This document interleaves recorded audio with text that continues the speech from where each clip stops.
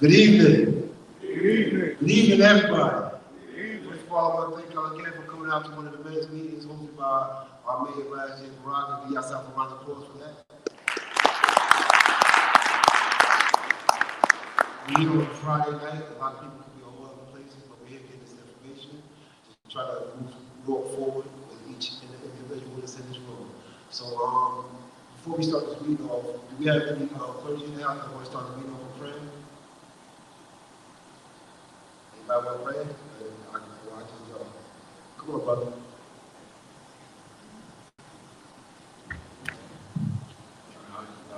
Father God, in the name of Jesus, we just thank you for this gathering. Oh God, we just thank you for the mayor's insight and vision, oh God, to bring this together, oh God, with this consistency and all this key people. Father God, we just pray that you just prepare our minds, oh God, to receive the information that's here today, oh God. Empower us, oh God, that we may go out and share it and spread it. In Jesus' mighty name, amen. Thank you, brother. So at this time, we're going to start with a brief presentation by Mr. Melvin Wardrop from the City of NEWARK.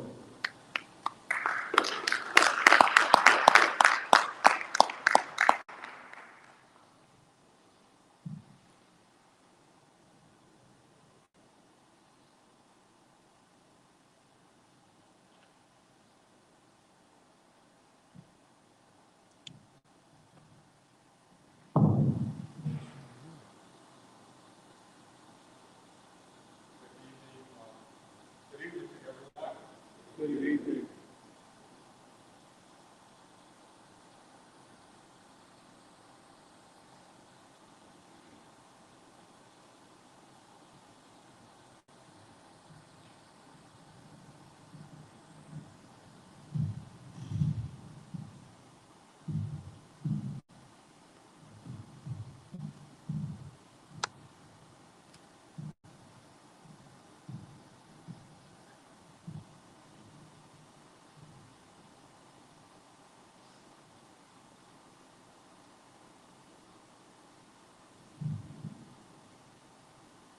First, just let me thank the mayor for allowing me to do this presentation. I want to thank Al Tariq for scheduling it and helping me with the logistics. Approximately, I guess, maybe 3 years ago, we embarked on the lead service line replacement program. And I remember the mayor having a citywide management meeting at City Hall where he encouraged you to take advantage of this opportunity.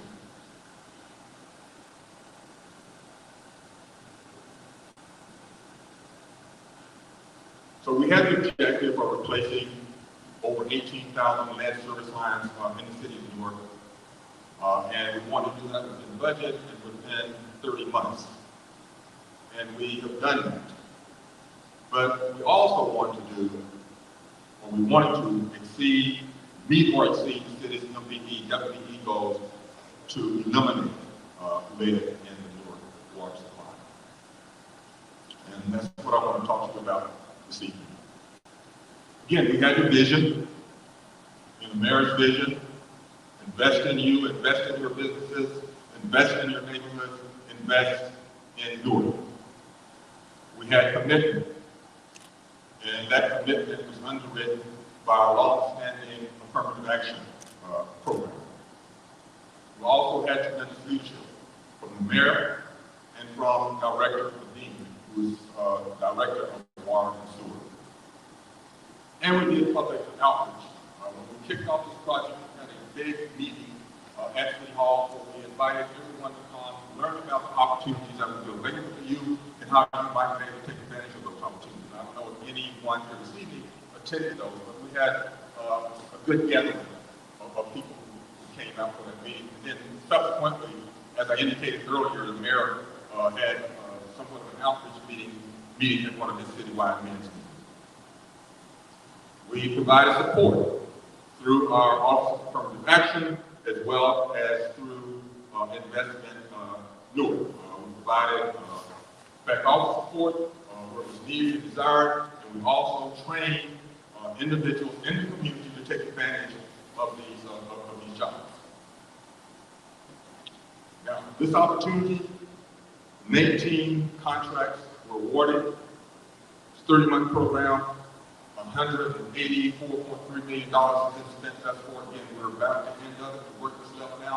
It's essentially restoration work that involves paving, almost exclusively.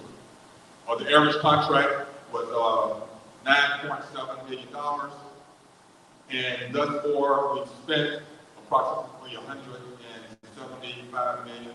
The 10 to 9 million is left to be spent, as I indicated, to be spent on restoration. This is what's important. This is what I want to share with you this evening. You know, the yellow column indicates the total number of expenditures for the program. The blue column indicates what went to the city of Newark, MBE, or contractors. We had contracts totaling $8.5 million. Unfortunately, we only earned 48.2% of it. And I'm working with affirmative action to determine why was that the case. Why did we not earn more of what was available to us? Kind of left money on the table in that regard. So overall, you can see $175.4 million is going out the door. $78 million of that went to a prime contractor that's located here in the city of Newark. And $4.1 million of that went to an MBE here in the city of Newark. And that $4.1 million breaks down among four MBEs. The overwhelming majority of that 4.1 million went to one MBE, and then there was another MBE that earned almost $1 million of this 4.1 million. Again, as I indicated, we trained people to work on this project. We had about 67 people hired throughout the course of the project. And again, if you average their salaries, and I'm going to be conservative to say $50,000 over 24 to 30 month period, we probably ended up putting something in the neighborhood of $5 million to $8 million back into the local economy. This is a very important slide. What I've done here is to develop a profile of the work associated with that service line program. You'll see plumbing, hauling, fluid and cleaning, material and supplies, paving, restoration.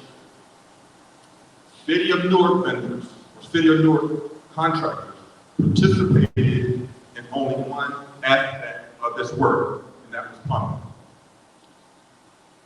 And I think there was a small amount, just a very, very small amount, so small that it doesn't even show on the graph, in hauling and cleaning. But all of the other work, the substantial part of plumbing and installs, and the rest of the work was performed by vendors outside of the city of Newark. And again, you can see the opportunities in each case here. Plumbing install 20, and this is what the objective was going to be spent. $29 million for plumbing and install, cleaning, hauling and cleaning, $2.1 million. And again, that hauling involves having a truck and being able to dispose of the material that you collect from the site, bringing material and taking it away from the site. But we were not able to find one vendor in the city of Newark to take advantage of this work.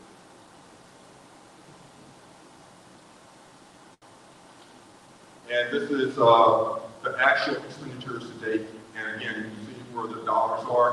And the profile looks very similar to what was projected. And I think this is very important because, again, you can look at the profile of the work and determine where the money is going to be spent.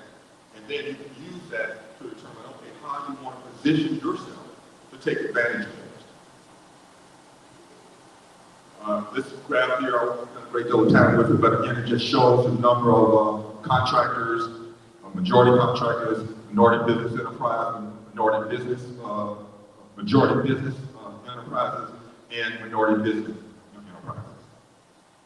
And that's just the actual of that chart. And so I wanted to see where the money went. And so this next graph kind of shows you where the money went.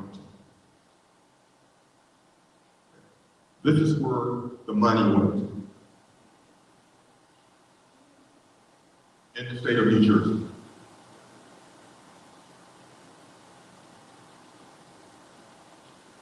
So some key takeaways.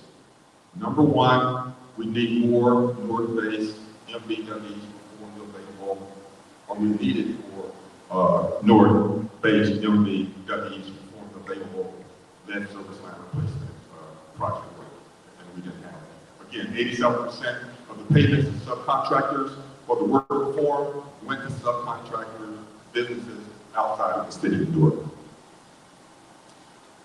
We also didn't have MBWEs take full advantage of the lead service line replacement project work that was contracted to. Again, they only earned 48% of what they contracted for, which meant that we left money on the table.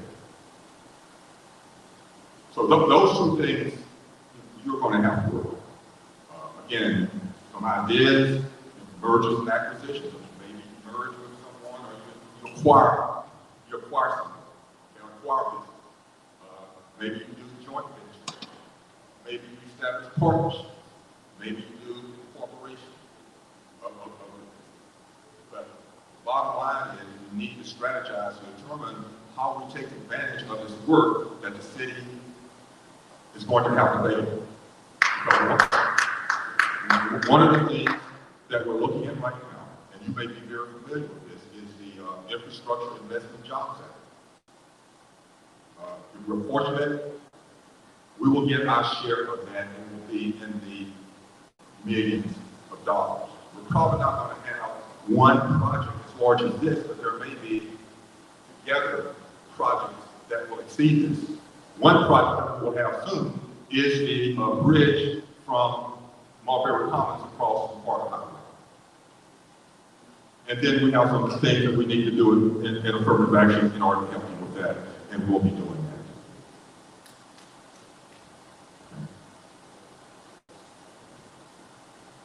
So again, thank you for the opportunity to share this with you. I have some business cards if anyone wants to talk to me afterwards, or want to give me a call and sit down and talk and work through some of these things. But again, do well and do good. Thank you.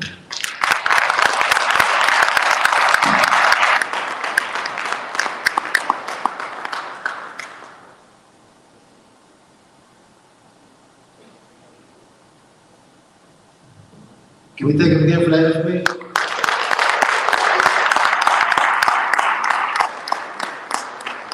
So at this time, we'd like to bring up Brother Mark from My Brother's Keeper. My Brother's Keeper, I apologize for that.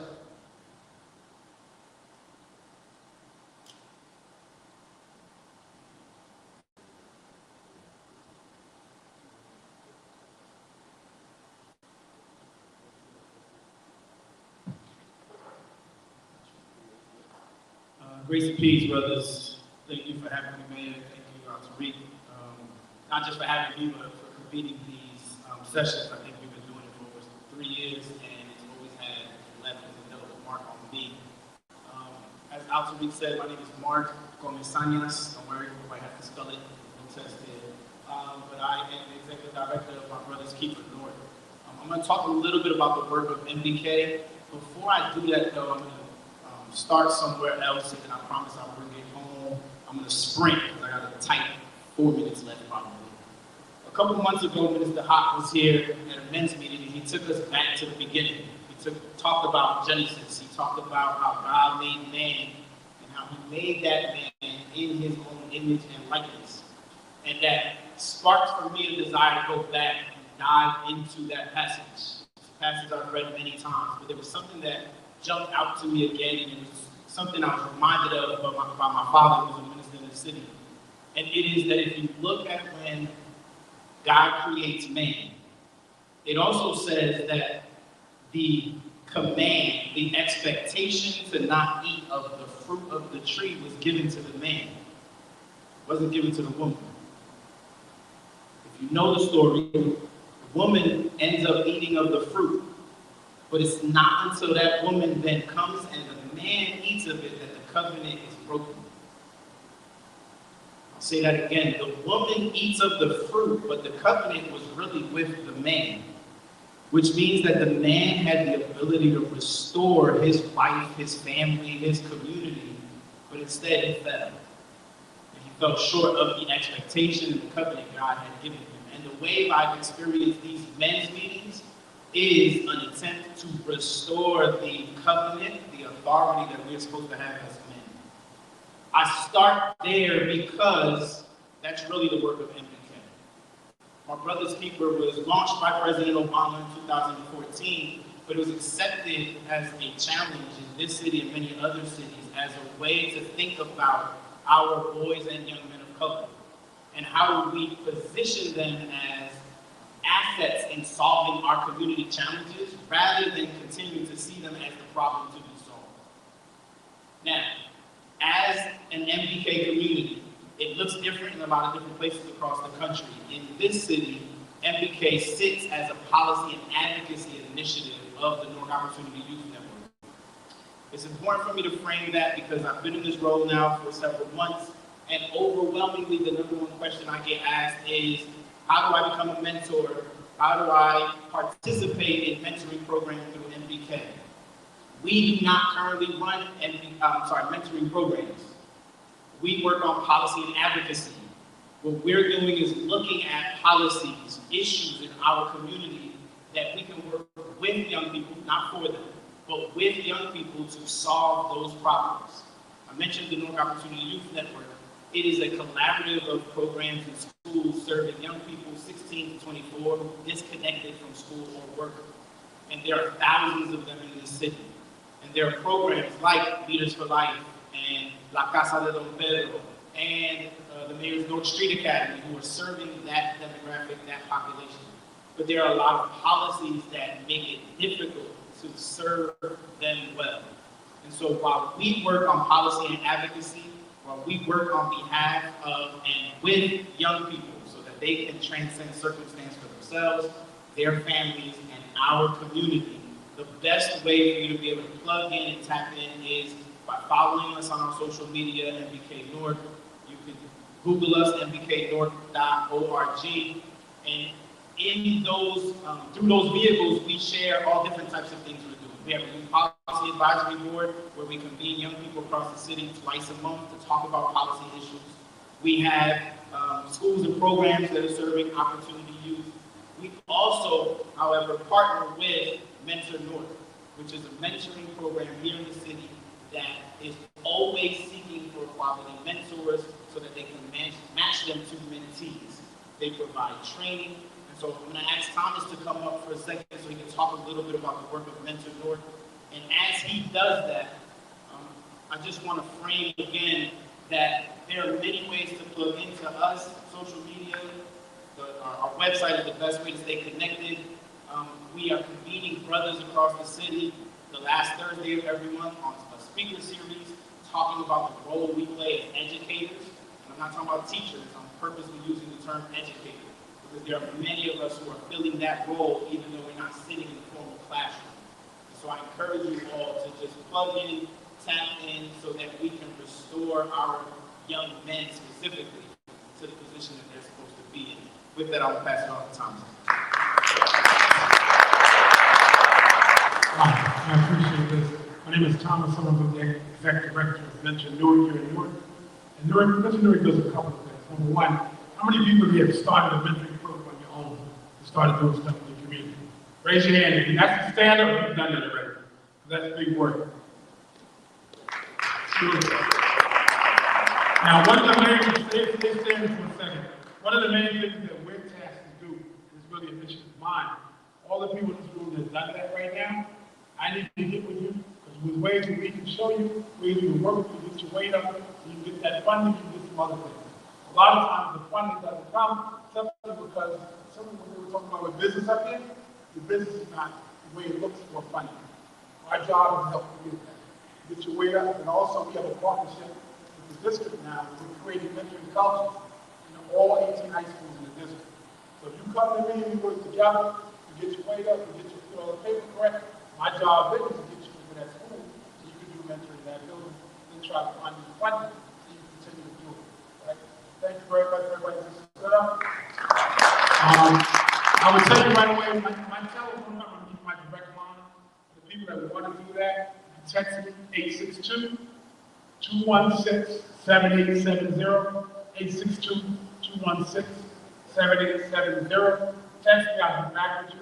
We'll talk about it. The other thing we're doing, we're working with all 18 high schools to develop independent, sustainable mentoring programs in every school. People who work in schools, you know, what usually happens, you get some funding, the funding lasts a year, the funding leaves, when the funding leaves, the program leaves, right? Our job, what we're doing, we develop what's called a professional development concept of the district.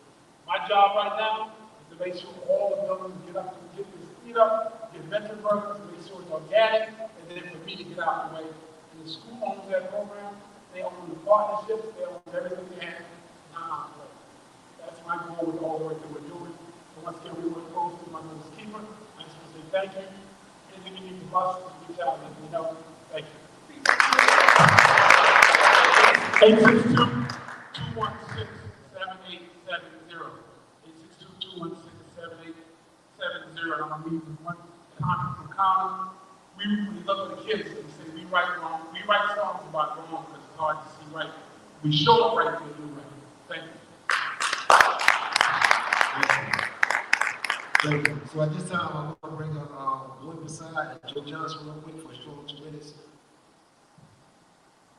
They're going to introduce yourself and let you know what's going on.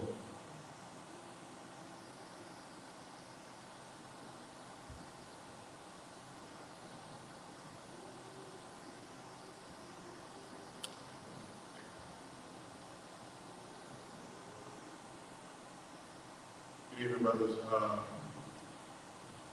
So my name is Joe Johnson.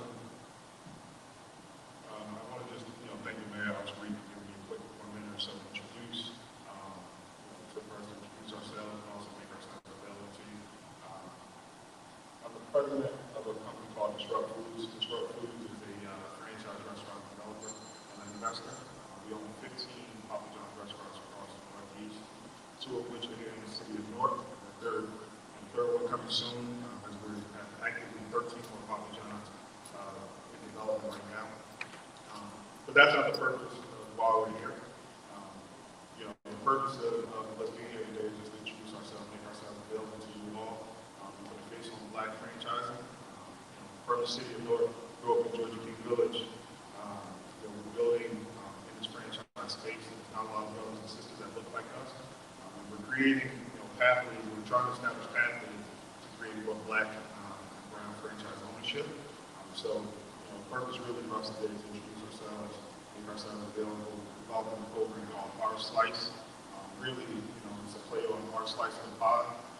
Franchise industry is a $1 trillion industry, and we only represent 8% of the franchise industry, right? And we all know we represent about 14, 15% of the U.S. population.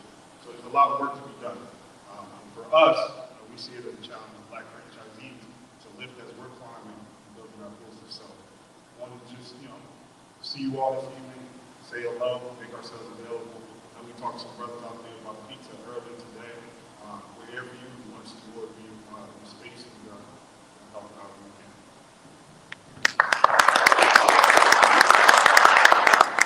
Fellas, my name is Sam Charles. Again, born and raised in North New Jersey, Bellevue section. I'm the COO of the company. I always tell our guys, service is the rent we pay for doing business here. It's important that we give back for the community that gives us a lot.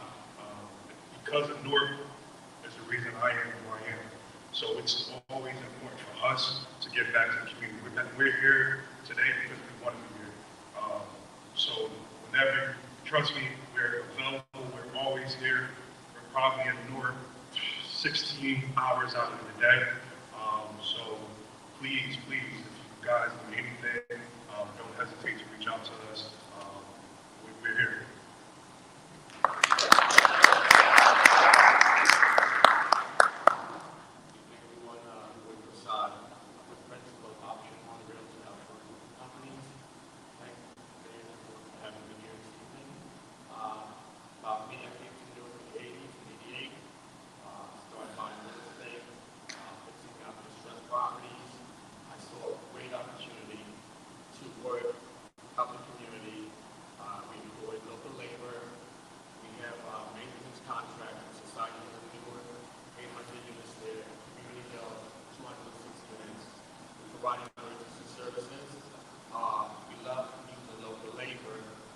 because it allows us to service our clients. Our office is right on Washington Street. We help with real estate purchasing, with mortgage company. We have construction management and management company, everything in-house. So it allows us to give better service, serve the community, and make money on it itself. We're groundbreaking on 5 new construction on South 15th Street. Another project, 2 projects on Clinton Avenue. With the full construction team, 32 guys on the ground. We do everything from central here to roofing, the entire foundation work. We're looking to get youth in the city of Newark to train them and provide training so they can move on. We partner with NEWARK Transit to provide PSE&G after the mentorship program is done to get them qualified and move on. We have like a 40% success rate. So far, we're looking to do a lot more with the city.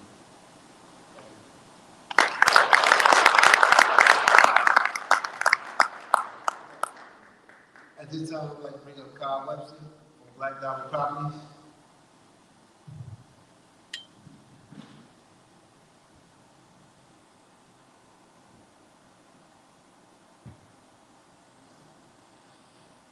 Good evening, everyone. Thank you, Mayor. Really appreciate the opportunity to speak. Thank you, Dr. Reed. I'd also like to thank Suri Morris. I don't think I saw him in the room today. Suri is a giant and I stand on his shoulders.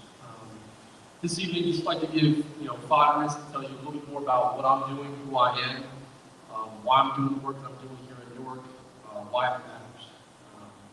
So once again, my name is Kyle Webster. I'm a real estate entrepreneur based here in Newark, New Jersey. I was born here. And I started investing here in Newark in 2019. I came back after working straight out of college, doing a corporate 9-to-5 job. Realized that wasn't fulfilling to me. I wasn't, I was building wealth for other people, but it was unfulfilling. And I realized that my community needed me. So I took a big bet on Newark, specifically on the number streets. I bought my first property here in Newark on South 7th and 14th Avenue. It's a 5-unit property. From there, I grew my portfolio to 46 units. But the reason why I did that, the reason why I'm so passionate about Newark is because of the opportunity that exists here. It's very, very unique. I observed a few things before I started investing, which is why I got started here. And that was that the people who own the properties here didn't look like the people who lived here. Did you catch what I said? And so, taking that observation, seeing that, feeling that, walking into properties, seeing how they were treated, seeing that certain folks didn't have hot water and heat, and there were holes in roofs, me realizing that I can be a solution provider, I can help, because I care. I have empathy. I understand what's going on in our communities. And because of that, I've also started a construction company and contracting company with another Newark resident, Anthony Lawson. Anthony and I, we've done 17 projects here in the city of Newark in the past 10 months. I'm proud of the work we do. We have contractors all across the city. My project manager lives here in Newark. My subcontractors live here in Newark. I'm committed to doing business here in Newark. And the driving force behind all of this is one thing, and that is that African Americans make up roughly 13% of the population, but we own less than 0.5% of the land in this country. 0.5%. And I'm here to change that narrative. If anyone who's willing to step up and do that mission,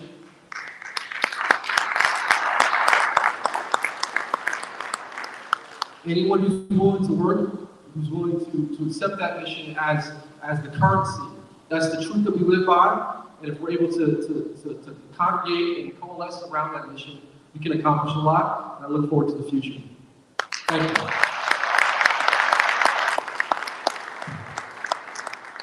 Can we give that round of applause? And you want to make sure that there's information also. Before we bring up the mayor, I just want to let y'all know we're going to be starting subcommittees that'll be meeting in between the men's meetings to focus on certain situations and certain aspects of the meeting.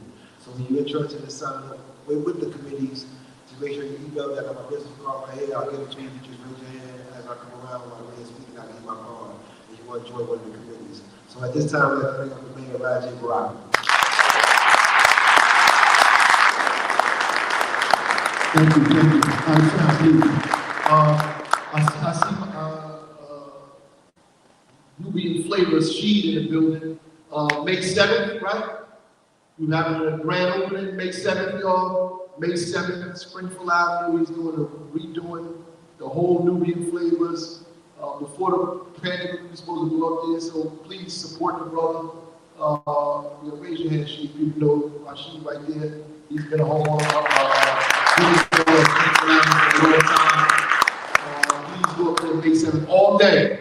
Get what you can get up there. Please support his business. We talk a lot about supporting each other. You got an opportunity to do that on May 7th. I'm gonna go up there. Y'all go up there as well. Get you something. Even if you have to order it to go, help the brother out. Like we need to help each other out in these businesses for sure. Also, again, want to thank all of the people who came up here and gave presentations. All of the folks who talked about the work that they're doing, the commitment that they have to the city and building and development. It's incredible, from realtors to the brothers from the Papa John's franchise. That was incredible.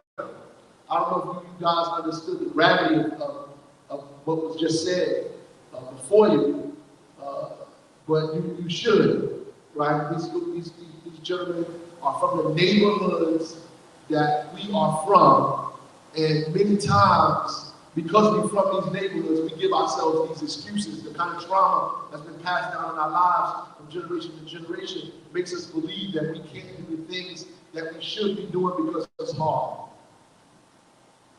because it's heavy. Because it's hard and because it's heavy, we refuse to participate in it, or we say it ain't for me, or that's for somebody else, that's for them downtown. The mayor doing that for them downtown because it's too hard and too heavy for us to lift it. And one of the problems that make it too hard and too heavy for us is because we're trying to lift it by ourselves. Like I could lift this right here by myself because it's not that heavy for me, right? This table, I might need a little assistance. I might need a little assistance with this table. And if my dream gets bigger than this table, I'm gonna need more assistance than one or two people. You understand what I'm saying? And so here's the problem that I said this morning to my directors. The problem is not me finally getting the help to move the table. The problem is me realizing I actually need the help. That's the problem. And then checking my ego so I can ask for help. And then trusting the brothers around me so I can actually get the help. Because you might have passed the part of my ego is, I understand I need help, my ego is good, right? But I just don't trust these dudes. That's trauma. I just don't trust this guy. So we can't get together and make anything happen. We can't get together. I spoke to a gentleman who was talking about the amount of money we needed in order to invest in big investment deals, right? That you needed a certain amount of money in the bank, you need a certain kind of liquidity, a certain kind of cash. And he said, one or two people by themselves in our community can't do that. We don't have that, so we can't invest at that level. We have to do a collective. We have to form things so we can build the wealth in order to invest at that level. So by myself, I can't do it. It's impossible. But because I don't have $300,000 in the bank, but 10 of us got 30. That's what he said. But 10 of us got 30. Right? 10 of us got 30 at least. Like, I know we can talk and find 10 people with 30, but can we find 10 people that we can trust, sit down in the room with, debate, form a company, and say this is what we want to do, and figure out how to get the liquidity and to invest in something big? That's a different kind of discussion. That's what makes these meetings important, because this meeting helps us get past this stuff, the junk that prevents us from putting 10 people in the room. That's why it's important. Because there's a lot of junk that's in the way, right? That stops us from getting with other people, right? Plus, we just want to put our own face on Facebook. We just want to put our own self on Instagram. So we've been beat down so bad. We so busy trying to prove everybody that we dope, like me, I'm dope, I'm fly, that we can't really we don't got room for nobody else. So you ain't got no room for nobody. That means your dream is so small that you're the only person in it. That your vision is so limited that you only see yourself. How can I get you to help me with a small vision like that? You can't help me. And when people with small visions can't even help themselves. Because the thing you need to help yourself is bigger than you. And if you're the only one in it, then you're never going to win. The problem is you need other people. And we have just been taught to distrust each other, so we can't get other people. We grow up in communities where we beat the hell out of each other. Somebody walking in your neighborhood, you're mad at them just for walking on your block. You don't even know them. Come on, you know I know. You get that feeling in your stomach. You get angry. What are you doing in my hood? Meanwhile, the guy walking in the neighborhood with the backpack on and the white shirt, and in the middle of the night, in the roughest neighborhood in the world, and selling you a Bible. Your grandmother can't go to the corner store. That's the distrust. We don't identify that. We don't identify that because we have not been taught that. We don't see it, right? I want to go back before I go forward. I want to talk about what Melvin put up here in Wardrop. A lot of people were sleeping. When Melvin put that up, we went to sleep. Because it was graphs and numbers and charts. It was difficult to concentrate. So I talking about graphs and numbers. The inability for us to focus when they start putting up the graphs and numbers and charts. That was a serious presentation. And what he was talking about was the money that was available, that we made available, that we couldn't get. I just want to say that again. There was money made available. So check it out. Somebody took $9 million. Then we argue that we need more, but we can't even spend it down. Somebody took $9 million out of the room. They took it and put it in this room. So we just want to deal with this over here, y'all. The $9 million is for them. And you know that was comfortable with doing that? You know why these people? And I have to go around the country and talk to people about this, which was crazy, which means that we're in worse condition than I even anticipated, right? Because if I have to go around the country to talk about the little bit of stuff that we just did, right? And that nobody can even do that little bit of stuff, that means that actually we're in bad shape.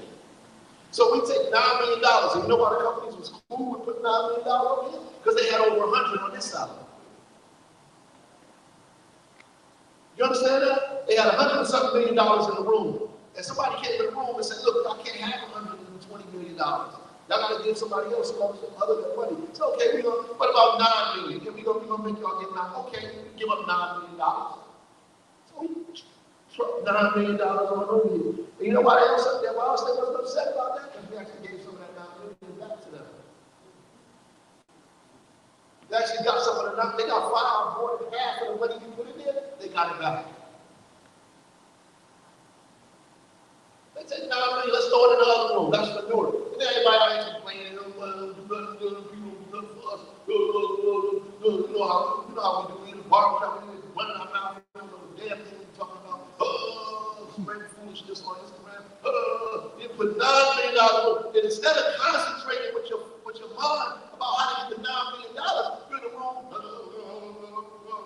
And 50% of the $9 million goes back to them. Now I'm telling you something real. This ain't chump change.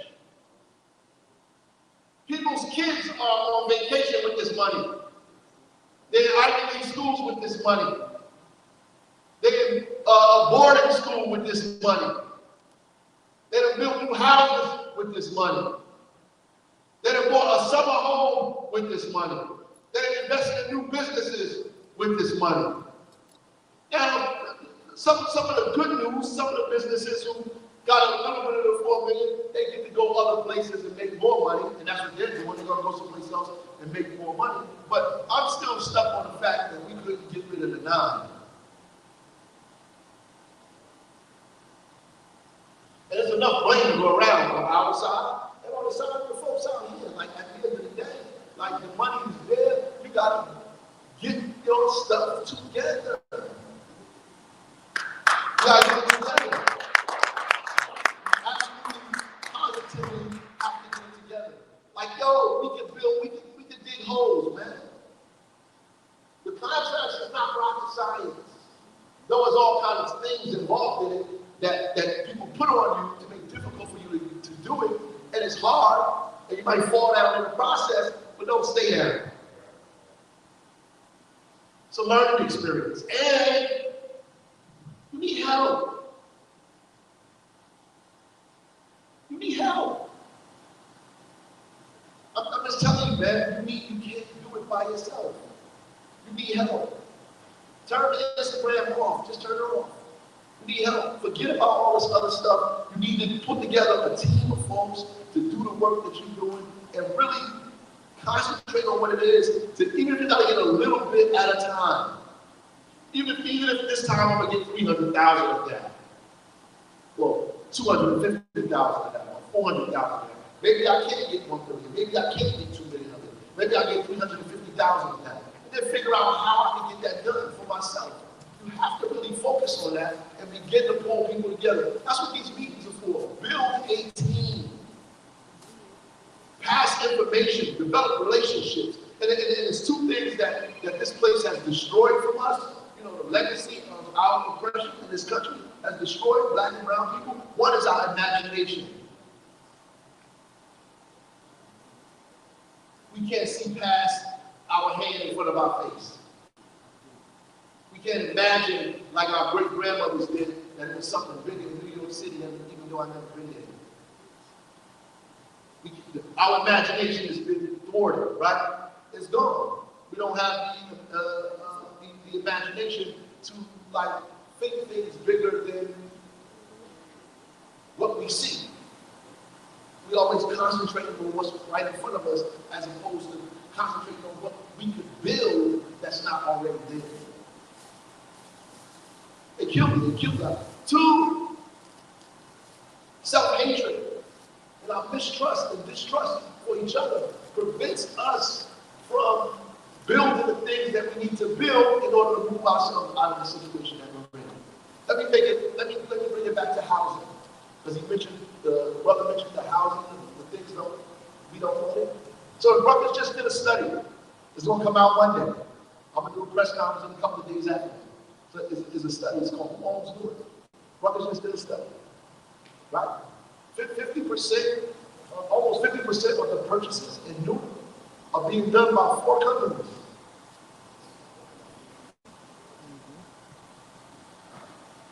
Four corporate companies are purchasing all of the land and property in the city.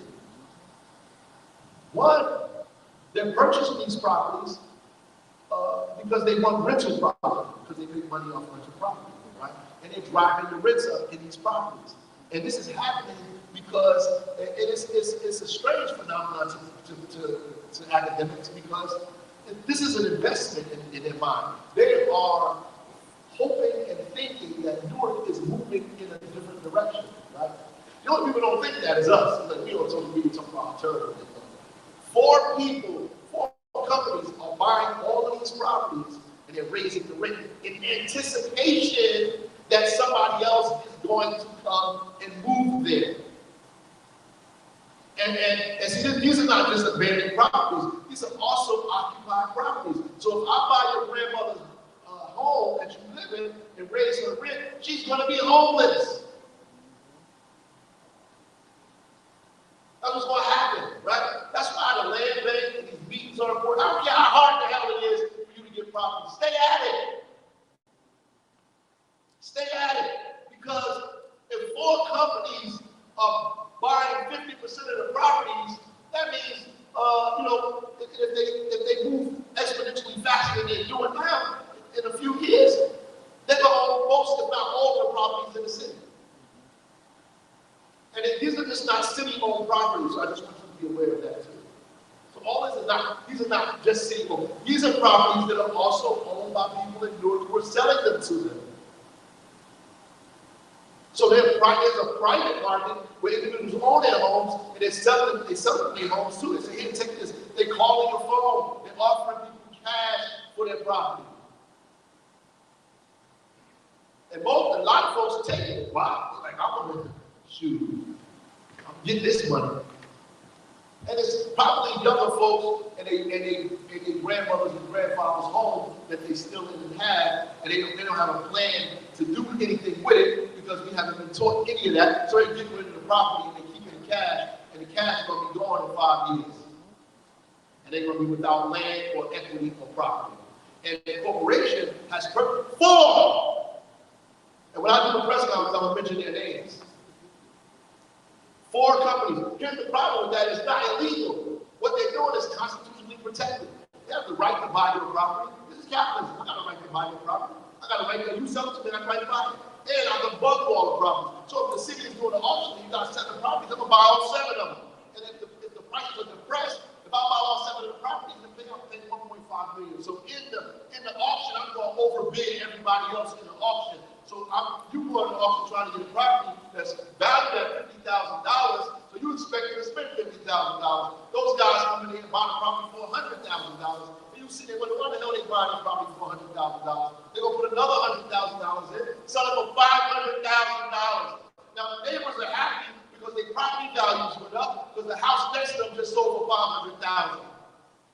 What they don't understand is that the neighborhood is going to change. All those people that's in that property are going to have to leave because they can't afford the rent that's coming.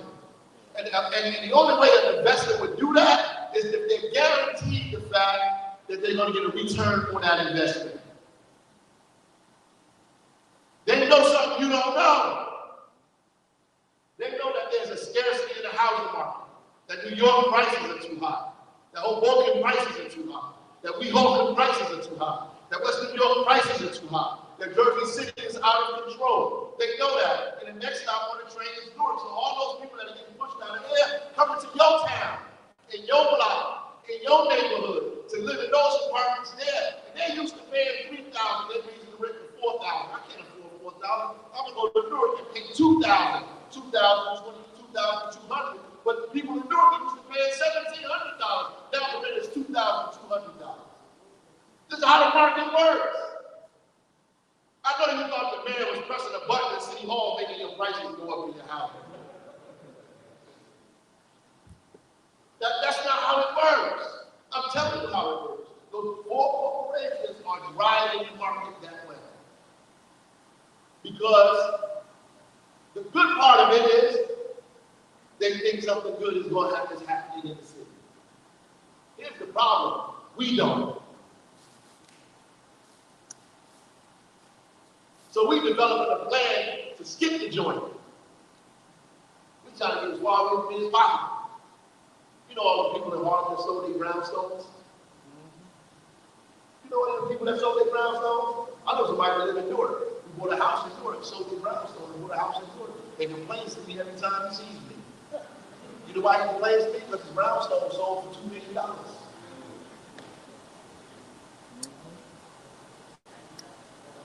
Yeah, too early. They saw something he didn't see. They saw something he didn't see. Problem is we can't see what we got. We can't see what we got. So we busy trying to develop a strategy to go somewhere else. We should really be developing a strategy to own what we have. If the houses next to you are abandoned, buy them. Buy them. Oh, the property is abandoned, buy it. I don't got the money. 10 of y'all do. Figure it out. Find somebody that can help do that. Figure it out. Figure it out. Buy it. You have to be more aggressive. You got to be more aggressive. And I've been saying this for years. You have to be more aggressive. You have to be committed. If the brother said he's got 17 properties in 10 months, 11 months, 17, that's aggressive. That's the kind of aggression I'm talking about. Be aggressive. Be aggressive with everything else that don't mean nothing. Be aggressive with everybody don't mean nothing. You just outside aggressive. You in the morning, early in the morning, 8 o'clock, you walking down the street, mad aggressive about nothing. You trying to show everybody how aggressive and tough you are for no reason at 8 o'clock in the morning. And the sad thing is, you live in the same damn poverty island. You ain't got nothing more than I got. Afraid to even show what you look like. Hoodie pulled downtown on your face. Afraid to even let people see who you are. Just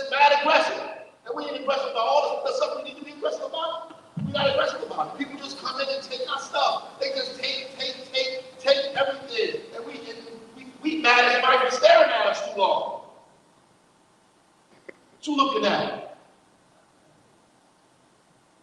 You ain't aggressive like that with that bad property right there. So you get aggressive with that. Come down to City Hall and be aggressive about it. Listen, I'm going to get this property. I'm going to get this property. This is my property. I'm going to get it, whatever it is I need to do, I'm going to work it out and get this property. That's the aggressive. You have to be that aggressive about it. Keep showing up. And when you get to a point where it seems to be too heavy for you, that means it is too heavy for you. When you get to a point where you think it's too heavy for you, that means it is too heavy for you. And if it's too heavy for you, that means go get some help. That's what it means. If you're picking it up and your arms get tired and you're moving little by little, you need help. Go get somebody grab the other side and just move on quick to the other side of that for you. Then you can move it easier, faster. Go get some help. You don't have to fail by yourself. You don't have to fall down and then blame everybody for the reason that you fell down. Go get some help when you know it's getting ready to strain you. Go get some assistance. Join forces with somebody to make this stuff happen. That's exactly what needs to go on. So when we do this report Monday, and we do the press conference, we're going to put talk about all kinds of laws that need to be passed, because that's what we're supposed to do. We're going to talk about putting surcharges on this, making it legal for people to solicit without your permission, call your phone, do all this other stuff. We're going to do all these other things. And these things are just really mitigating things that we just throw in there. And I'm going to tell you a secret, it ain't going to stop it. I'm telling you before we had a press conference, because y'all got the inside of us as a men's meeting. Ain't none of that going to stop it. Right? You know what we get to prevent it? We got to buy the property ourselves. We got to buy it. That's the only thing that's going to prevent it. We got to buy it. People, gentrification, I put all kinds of laws in place. We still passing laws, putting all kinds of laws, putting this in place, trying to prevent that, trying to stop that. Slow it down a little bit, but it ain't going to stop it. You know what's going to stop it? We got to buy the stuff. We got to buy it. Can't nobody move you out. If you don't, you got to buy it. Then we have to figure out how to begin to buy these things. How do we own our neighborhood? And I'm not talking about those stuff you see on the internet where people coming, these fast-talking guys on the corner telling you, oh, flip the property, buy the property, do this, do that. That's not what I'm telling you to do. I'm not telling you to do this. What I'm telling you to do is get a property and live in it. Then go get another one. Then get a 2 or 3 family one, put somebody on the first floor, maybe you live on the 3rd floor, you live on the first floor, put people in the 2nd floor. Then go get another one. And then go get another one. And then go get another one. And then go get another one. That's what I'm telling you to do. Don't bite off more than you can chew. Take your time, but go do it. Partner with people and get it. As much as you can get it. And don't let us have any more programs like we just had, and we got to get money back. I'm telling you, I just went to the United States Senate to testify at the subcommittee of the United States Senate about how we changed the lead service lines in the city of Newark, and no other city in America did it. 23,000 lines. Some cities got to change 4,000, 5,000, and can't do it. We changed 23,000 lines in less than 3 years. I had to go testify. And do you know what else they was interested in? How did you get those people to work with it? They're interested in local people working. Yeah, we had some local people working in, not as many as we did, but we had some. And how did you get those people, those subcontractors? We wrote it into the contract that we had to do X, Y, Z. We had to get on from the national laws, we wrote it into the contract. So they're interested in that. And what bothers me is that I'm not satisfied with what we did, right? But these people think that it's the grand thing. And they think it's a grand thing because what we did, what they're doing is even less than that. That means that our folks around the nation are in bad shape. There you go. That's what it means.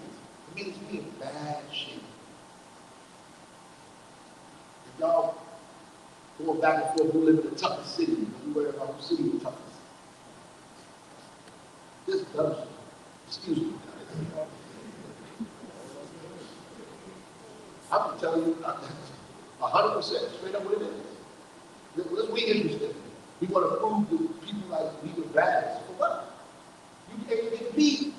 It's not like you're winning. You're losing. You're losing, B. You're losing. And you don't even own the block. You know, that's not your hood. Guess what? That's not your hood. Your name is not on those street signs. Not your mama name or your grandmama name or nobody you know. You don't even know the guy up there. Got a couple of people got their mama name up there.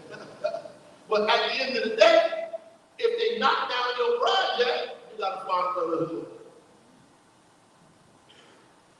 You know, I'm telling you, I know they had a Hayes home units in those parking lots.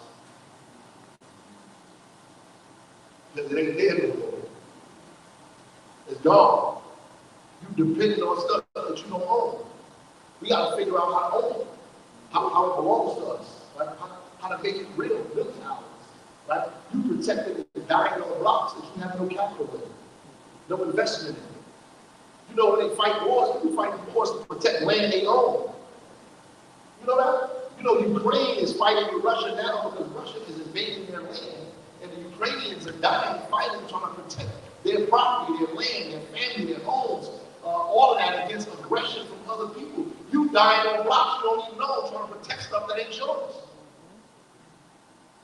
Yeah, you done lost 15 of your homeboys. Some, oh, this is my hood. This ain't your hood. You lost 15 of your homeboys protecting stuff you don't own. You don't own the store. You don't own the building. You don't own the garbage can. You don't determine when the streets get paid. You don't own the school. You don't determine what principal in the building, what teachers go there. You don't own the store on the corner. You don't know what they sell down in the store. You don't own the food places they make. You don't own the Burger King, the McDonald's, or none of that stuff on that block. You don't own none of that stuff, and none of the stuff they sell. You just standing there.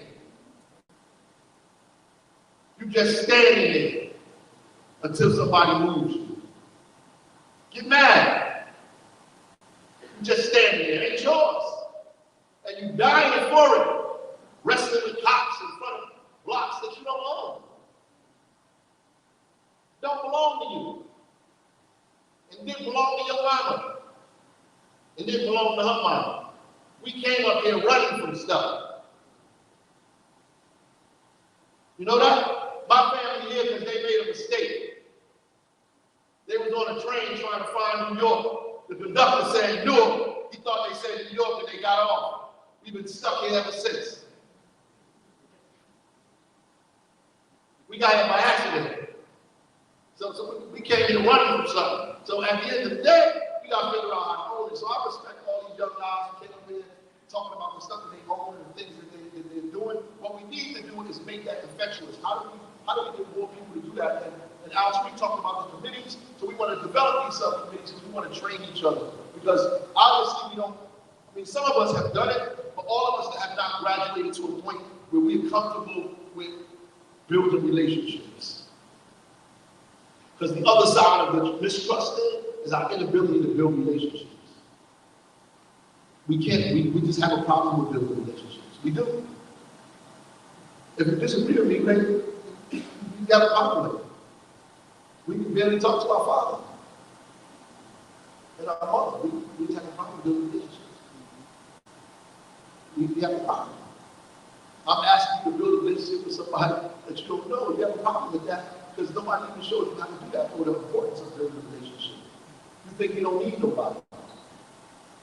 That's the problem. You don't want to build a relationship. You don't think the relationship is worthwhile. Like, why should I build a relationship with this guy? About what? And you stand around people and you're with them all your life and y'all really don't have no real relationship. Then you expect them to go to the bat for you all the way at the end when trouble happens, when you get in a crisis, but they ain't going to bat for you and you wonder why. Because that's not really your man, because y'all don't have no relationship. Have you really got a relationship with this guy? Have you really had a conversation? Like, so we have a problem building these relationships. We have a problem. And we have a problem building relationships with other men. Being vulnerable and building a relationship with another man. we have problems with that. We so busy trying to be aggressive with these guys, we can't build a relationship that we need. So the trust is not there. I don't trust you. I ain't going into business with you because I don't trust you. I got robbed. This person got robbed. The people that robbed me look like you. I don't trust you. We gonna steal. Matter of fact, they go to somebody else trying to get business done, and they'll steal from us, and we don't want to know. We want to know why they stole from us. We shocked that they stole from us when they have a history of stealing from us. But you have a problem with having a relationship with your brother who never stole anything from you in your life, in his life. But we automatically think they're gonna steal, they're gonna rob me. They trying to get over, they're gonna do something dirty. There's a gimmick behind all of this. When the real gimmick is the bank. You know the bank is the real gimmick. The bank is the real gimmick. And people always beat you up telling you can't save. Save your money. Put your money in the bank. You know when you put the money in the bank, I don't save your money.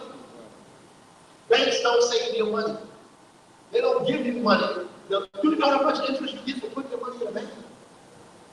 You might as well put it in the backyard. Then they take your money and give it to other people. They take your money and give it to other people and charge incredible interest for your money. It's your money. You give me all 5 of y'all give me your money, I hold it. You want some money? Want to borrow some money? I'll take all your money and give it to them. Right? I'm going to charge you 10% interest on their money. And the interest I get for their money, you ain't getting none of it.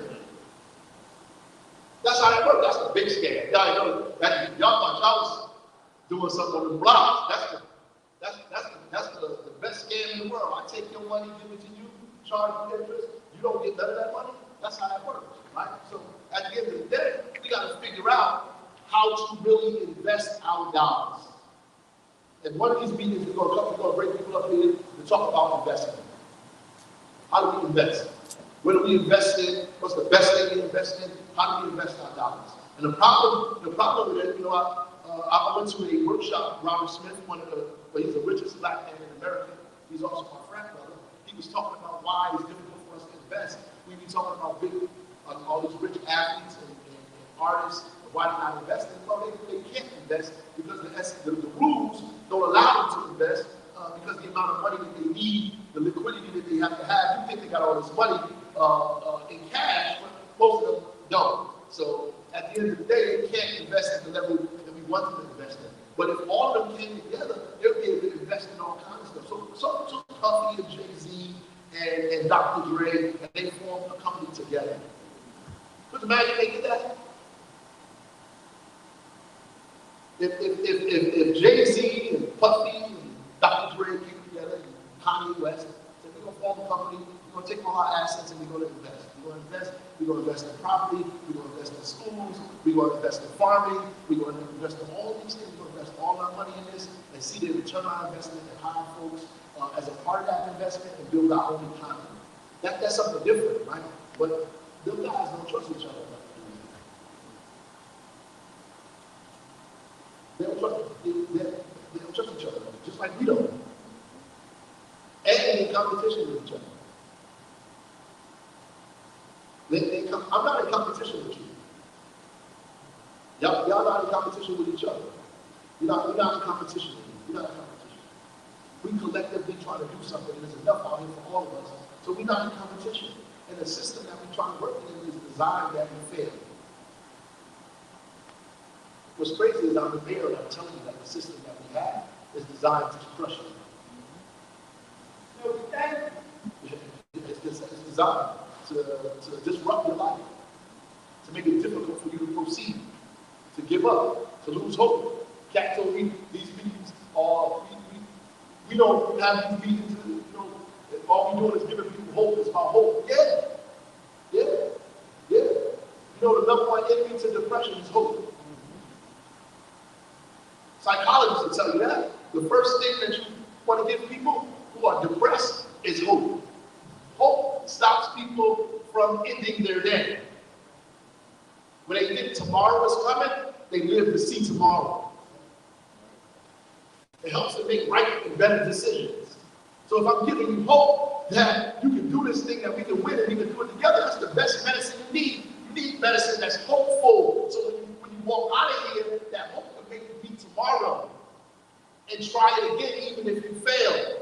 And how difficult it was yesterday, you still get up and try it again today. And no matter how bad you got treated 2 days ago, you're going to go back and get some more the next day. Because the idea is to take away your hope so you never come back. So you never come back. So you don't try it again. So you lose your imagination. And guess what? There's a lot of people in these spaces who look like us, who there just to steal your hope. That's their job, to steal your hope. They work in these positions, in these buildings, they're all over the place, in the state, in the city, in the federal government. Their number one job is to steal your hope. They're getting paid to steal your hope. That's what they do. They confuse you. They want to steal your hope. So you walk away hopeless. And when you're hopeless, you do nothing. In fact, you act out. Then they pay other people to put the people down who are trying to give you hope. And these people are all around trying to turn you away from the people that are giving you hope. Turn you away from them. Don't listen to him. Turn you away from them to give you hope because they want you to fail. This is all designed. I'm telling you it's designed. Because I'm a conspiracy theorist. Our speak always says that. Yes, I believe it. At the end of the day. So it's designed to make you fail. How do you fight that? First thing is hope. That's first. Hope. These other brothers coming and talk to you turns your hope into actual material reality. You see that it can actually be done. God get up and say, I'm from Georgia King Village. I own Papa John's. 2 or 3 Papa John's. That provides material hope for people who live in Georgia King Village who all of their life, everything has been telling them not to have hope. Their friends dying, the school and the situation they're in, the neighborhood looks the way it looks, what's going on, the junkies they see all the time, making you feel like you can't have no hope, that there's only one way out. So you see all these other people, they come and say, nah, that's not true, bruh. I did something else. See me. You don't have to die on a dirty sidewalk. You don't got to do 20-year bid. You don't got to do 10 years.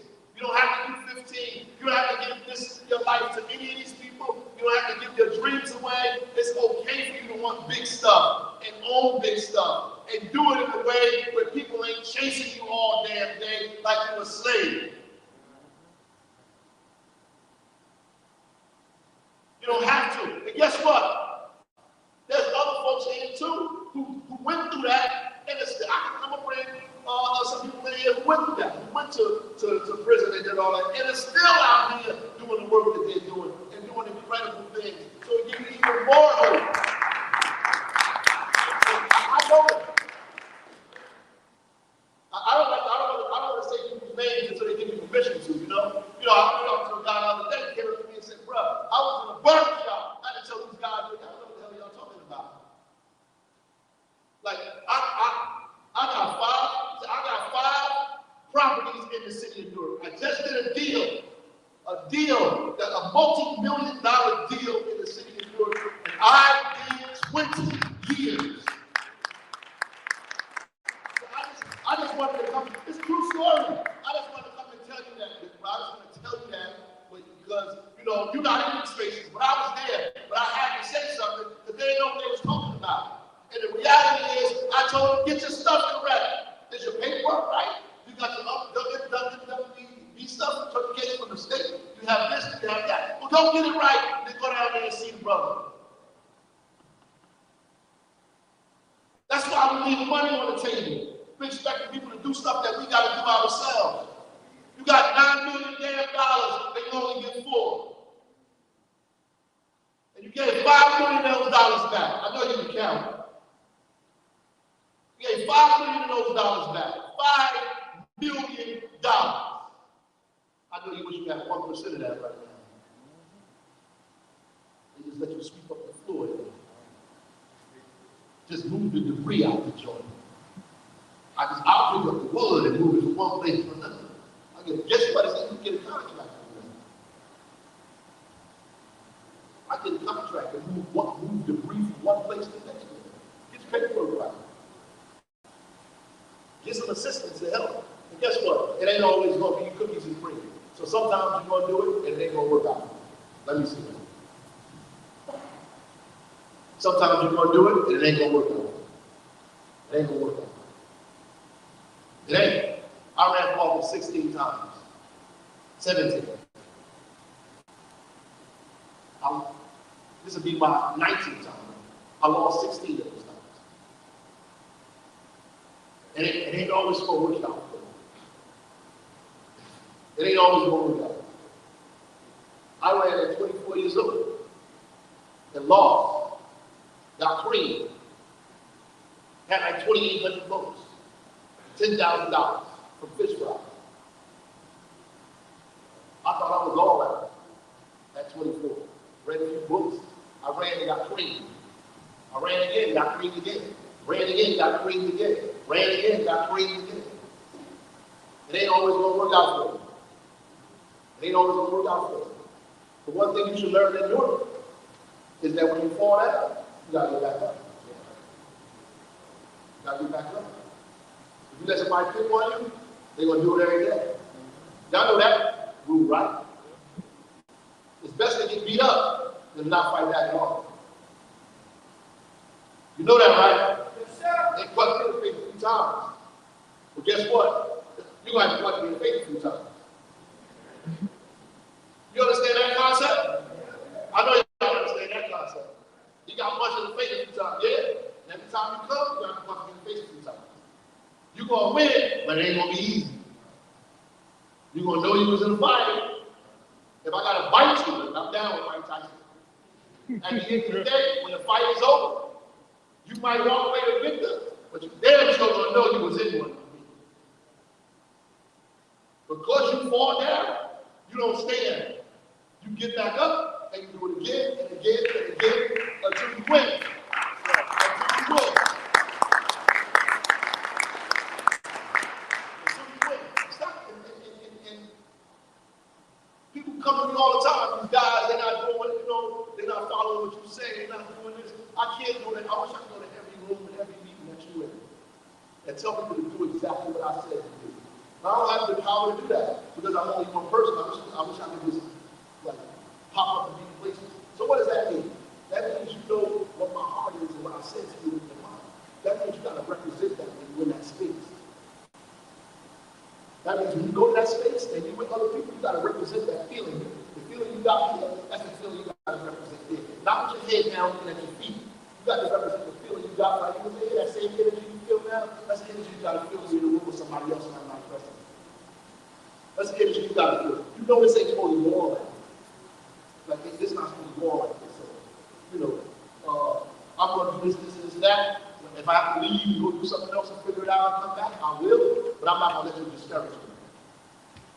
I ain't going to let you destroy my dreams. I'm not giving myself all of my plans and stuff to you to walk away from. I'm going to build what I need to build and make what I need to make happen. So when I say those 4 companies, maybe Tuesday or Wednesday, Thursday, I might get a little backlash. I'm cool with that. I'm cool with the backlash. People go, oh, you said our names. I don't care about that. I'm cool with that, right? What I care about is what is going to be the response of me saying it. Because me saying it is not about exposing them. I'm saying it just to let them know we know. Because they're doing it in the dark. So I just want them to know we know.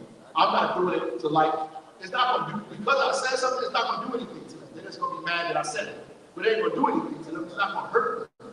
But I'm just going to say it so they know that we know. Here's the point. What are we going to do now? That's the real point.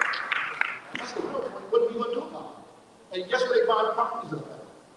You know, where the most properties and the better properties are. Tell me where they are.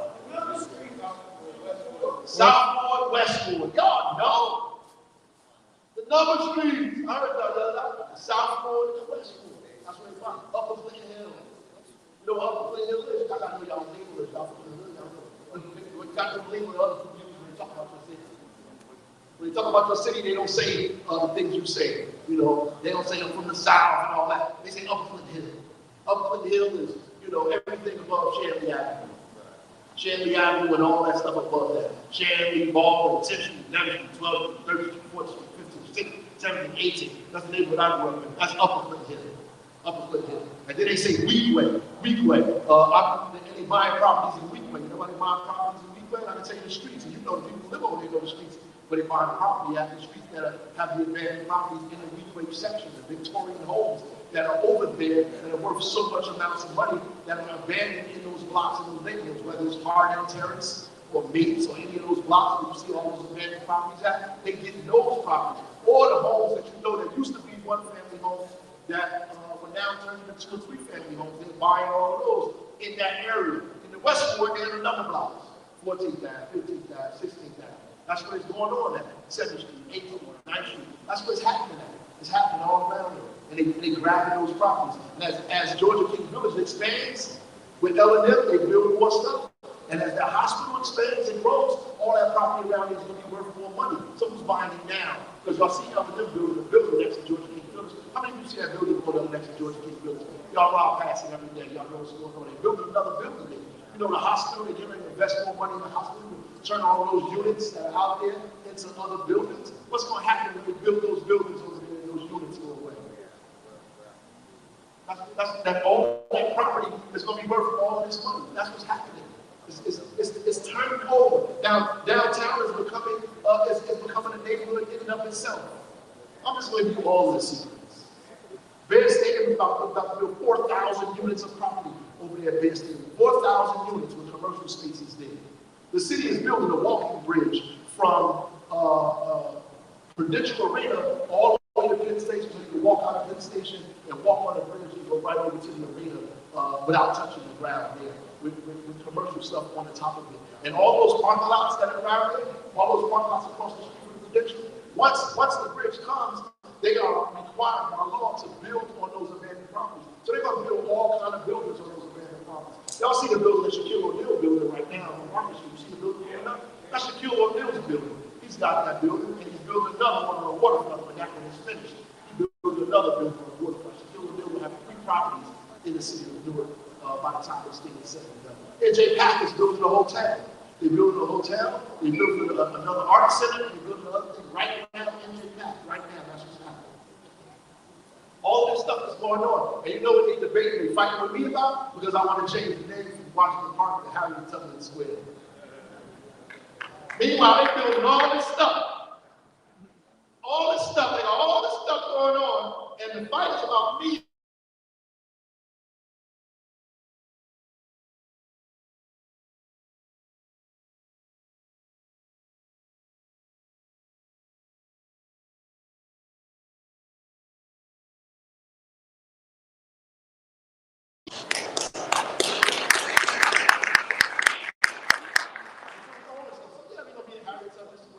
It's going to be that dope, it's going to be all beautiful down there. But they would have loved to make it beautiful and nice and keep it at Washington Park. Now I can have a debate with a woman in public about why George Washington shouldn't be there because he owned slaves. The name shouldn't be there. At the end of the day, it's going to be something different. But all of this stuff is happening in your town. Y'all see the properties coming down at Seth Point? Yeah, they're getting ready to build houses over there, a community, a health center, and movie studios. Port Authority going to make a train and stop right on Freeland Heights and Avenue, right there on Freeland Heights and Avenue to go to the airport, so people can live over there, enjoy the train, go right to the airport, right across the street from Seth Point. That's the neighborhood, it's happening. That's the hood. That's what's happening. Seth Point is the hood. I don't know if y'all older than me or whatever, you know Seth Point. You think Seth Point is bad, that ain't nothing. But that thing, you know this was up. If you went to Twin Cities, you know it was serious. Some of y'all too young to go to Twin Cities. You went to Twin Cities, trying to find your way home after that was a problem. That was a problem. Dayton Street, that's what we call it. Dayton Street was a problem. Go up that park after Twin Cities was a problem. You have to have 15 people with you after you finish the game. Or get a cab to pick you up right in front. We have a cab here. So So we had to get on like 13. It was a long way from the 13. 24. I had to jump on the 13. We walked all the way to Clinton Avenue.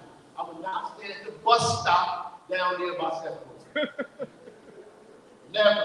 I'm keeping the gangster. I'm telling you, 100%. I've never stood by the bus stop by 7. Ever. Ever. So at the end of the day, that thing is changing. And because it's changing, the neighborhood is going to change. Do you know that they're going to live there because of that train is going to take them to the airport? To the left. And then when they go on the other side, guess what they got on the other side of it? What's on the other side of that point that y'all don't know about? What is it? A golf course!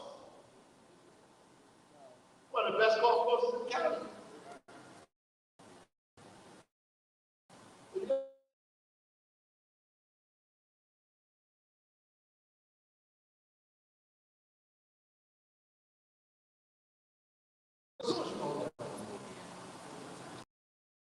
The people that's in the stores watch the building over the shop and rent so you can get out of the stores.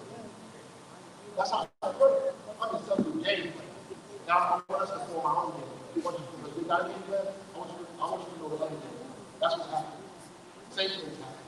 We have to do that. So we're going to have a citywide meeting. So I told you some of the people that speak about non-profit organizations, small developers, people that look like interested in buying property, real estate investors, all these people, so we can target neighborhoods and begin to do the development in the neighborhoods in a very targeted and deliberate way. And the city is going to put some money behind it, and we're going to put some money behind it too, and we're going to target the number blocks ourselves. We're going to target the Avenue ourselves. We're going to target South French Avenue ourselves. We're going to sit in the room and figure out how to split the pieces up so we can get a part of it. You know, like the Berlin Conference. We're going to sit in the room and figure out how to split the pieces up ourselves and say, this is what we need here. This is what needs to happen, and here's the developments that we need to do it. That's what we have to do, very deliberately, because Chase Manhattan, Wells Fargo, all these people are not going to invest in your neighborhood, and you waiting for the market to change to invest in the neighborhood, you'll be waiting a long time. You got to invest in it today before the market changes and you can't get it anyway. Because once the market changes, you're not going to be able to afford it. You got a little store now, and you rent a store in some of these properties. I'm telling you that once the market changes, you're not going to be able to afford the rent that the store is going to ask you for, because the building owner is going to raise the rent.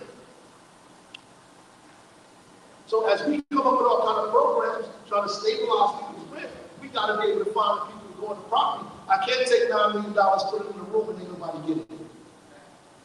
I can't do that no more.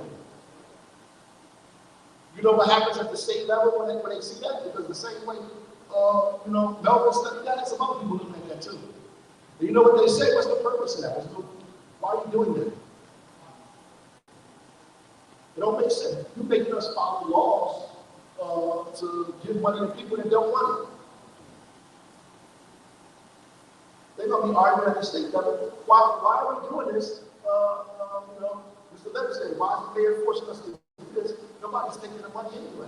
We get most of the money back. So why are we even doing this anyway? Just give us all the money. And let us be responsible for who we want to hire. Let us be responsible for the subcontractors that we want. We want to find, we will help build subcontractors. That's what they'll say. They'll build a subcontractor, and really the subcontractor will be a company. And so you'll be getting a portion of the money that they're making, a portion of the portion.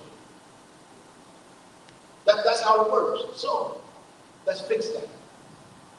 Let's fix it. I done told you a lot tonight. So, a lot of stuff that's going on. I told you a whole lot that's happening in this town. And average guys that's on these blocks have no idea that this thing is jumping off and is jumping off. These people are buying the property, waiting for the day this other shoe drops. When it switches and changes, they already own the property. 50%, actually about 48% of the property these four companies own. They're waiting for it to drop so they can go ahead and do what it is that they can do. We can't wait. Stop procrastinating. Make your dream happen now. Get it done. Now, I know you got some stuff going on. Take it to the next level. Don't be satisfied with what you got. Don't be satisfied. You got a little store, think about something more than that, bigger than that. You got one building, one storefront, think about 3. You leasing 2 properties, think about owning one. How can I buy the building? You got these landlords, they sitting on the property on purpose. We need to have a conversation with you about how to get them off that property and to get you some investors together and purchase it. You got to have a strategy. A strategy. And I need you to be a part of the strategy. I can't be in the middle of your strategy because they're going to put me in jail.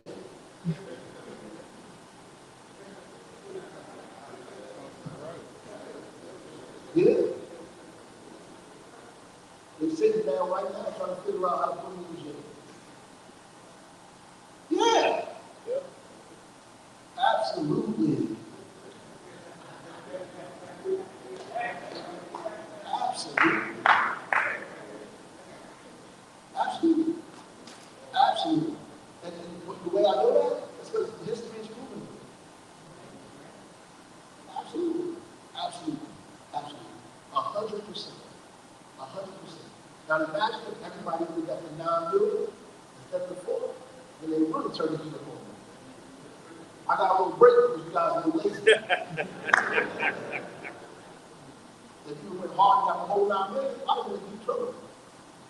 You understand that? Yeah. That's people's money. That ain't your money, that's other people's money. That's other people's money.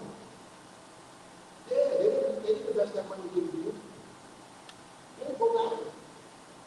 I'm trying to tell you to get up, sneak you in the back door. No, I'm not with that.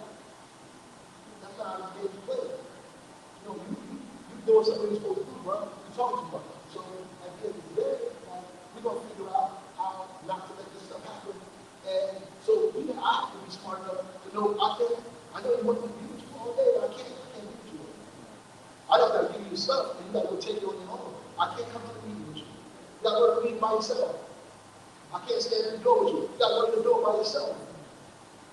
The mayor not doing it. That's your job. You gotta do it. I'm giving you the secrets, giving you protection. You gotta go do it, man. You gotta go to the meeting on your own. I can't. The minute I keep saying anything, they're gonna swear to God and get the piece of what you got. That's real. That's real. I'm telling you real stuff, man. It's not something that's fake. I know it's real stuff. You know, so at the end of the day, we have to be careful, do everything correctly, y'all. Cross those T's, dot those I's, talk to the right people, get you a lawyer. Get you a lawyer. If you can't afford a lawyer, read some law. Get a lawyer. Don't let people bamboozle you, trick you, fool you, or throw you in jail. Do you know they will throw you in jail faster for this than for the stuff you was doing on the block? You know how I know? They've been letting you do that for decades. Oh, you thought you was doing it because you're smarter than them. These people found, you know how I realized that that's not the case? When they was fighting with Saddam Hussein, all right? Saddam Hussein was hiding under the ground. You know, he was like in a bunker under the ground. You know, they got things that they could see under the ground. They fly a plane, they could see under the ground. Then they got a bomb that they exploded that blew up under the ground and didn't do anything to the top of the ground. And if they can create things like that, why do you think they don't know you're selling drugs on the corner?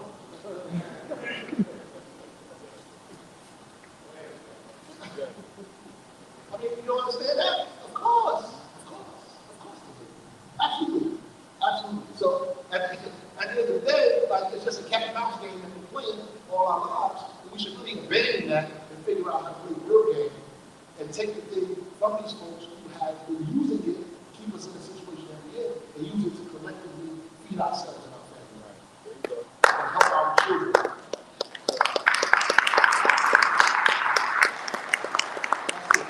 Maybe 8, right? We going up to the Ruby Flavors. Make 7. And help my brother out up there. Support his business, do what we do. I'm going to have we're going to do a men's breakfast like we did before at Dollar Tree. Maybe months from now, we need to pack it out because I want to do it in the middle of the summer, and I want to pack the house out, and I'm going to invite the governor. I'm going to invite the governor to visit. I'm going to give y'all 2 months to do something together. So we go Robert Tree, tell me a couple of thousand of us, and then come and ask them to speak to us about economic prosperity in the state of New Jersey and how black and brown people benefit from it.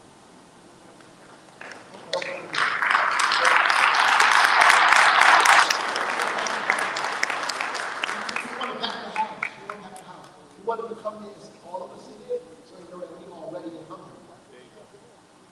We hungry, right? We want to see us. We want to see us hungry. We want when they come in, because you know y'all come by themselves. So other people come, they want all of them to see how hungry we are. The whole bunch of other folks up here. We want to eat. Everybody else eat. We want to eat. We want to pack the house out and let them see it. Let them see it. And the people that's in here that work for them, that's going to go back and tell them. It's okay. It's okay. It's okay. You don't have to, it's not even a secret. You can tell me it's you before we got here. It's not a secret. I'm not telling you. You should tell them because I'm going to invite them anyway, and we're going to have a big meeting, and they're going to be required to speak. Because what they're asking for is not wrong. Paul says that the power of our demands lies in the fact that they're right. We're asking something we don't deserve. In other words, we ain't asking something that don't belong to us. We ain't asking something that nobody else will be asking for. We asking for something that everybody else should get as human beings, so we want it, and we asking for it. And it's secret. It's not a secret. It's not a secret meeting. We put it on Facebook. We have an event meeting. Oh, we have a secret meeting. That's a lie. It's not a secret. You go right to Instagram on page and see the story. Men's meeting. We have it every month. It's not a secret. And everything we say here, most of it is taped, so it ain't a secret. And I know you got all the tapes, so you're going to play it back at some point. So all the things I said is public information. You know that I'm a man. When I say something, you're recording it. You're recording it. So at the end of the day, you know what I'm telling these people. And the only thing that saves me, and I'm going to get down, you know what saves me? Y'all don't do nothing about it.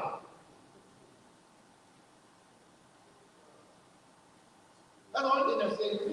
Y'all don't do nothing about it. It's like Paul Revere, you know, in town, said, the British are coming, and y'all went back to sleep. Say, like, the hell with Paul Revere. The British gonna come and do what they do, and people ain't gonna get up. We knocked down like to a point that we won't even get up. Tough guy. We won't even get up. When you gonna get up? When we gonna do something? That's what I'm talking about. I'm down for that. Let's do something. Everybody put the target on my back. He gonna be the governor, he gonna be this. I ain't talking about none of that stuff. I said one person ever. That's people preparing for stuff. At the end of the day, I live this life and this job like it will be gone tomorrow. That's how you have to live yours. I do this work like tomorrow I'm not going to be able to do it. So everything I'm trying to do, I got to do it today. You feel me? You got your plan. It's got to be so urgent that you feel like if I don't do it now, it ain't going to happen. If I don't get this done today, tomorrow I'm going to lose it. You got to do it that way. We got urgent about it so that you work on it today. And tomorrow comes, you 15 steps ahead of where you thought you would be. Stop procrastinating. Stop waiting for people to help you out and do the things that you're supposed to do. Go out there and move forward. Find the individual. And let me tell you the secret. When you move forward, those people who are supposed to be with you, you won't find them. Because they come in. Because the truth is magnetic and it attracts. And so the more you work, the more people see and the more people want to be a part of what you're doing. Because truth is magnetic. And the more you work, the more they come in. The more they come in. Your job is to see them and pull them in and say, look, let's build this thing together. Let's build this thing together. Together. Together. Not just you and your corny Instagram page. Together. All of us. All of us. All of us are none of us. of us are anonymous. That's what we got to do. All of us are anonymous. All of us. I choose all of us. I choose us all. That's what you got to do. Choose all of us. And when your dream is that big, you choose everybody, you're going to at least get half of it. Choose everybody. Not just yourself, but then you become selfish and small-minded. Think big. Think big. And anything in the city, you can have it. Did anybody give you any names for the kids for the summer jobs? We still have available spots from 14 to 24. Did you see, go see Outreach afterwards? If you have people that need a summer job, 14 years old to 24 years old, you come to this meeting and we want to try to guarantee that you get one of those jobs.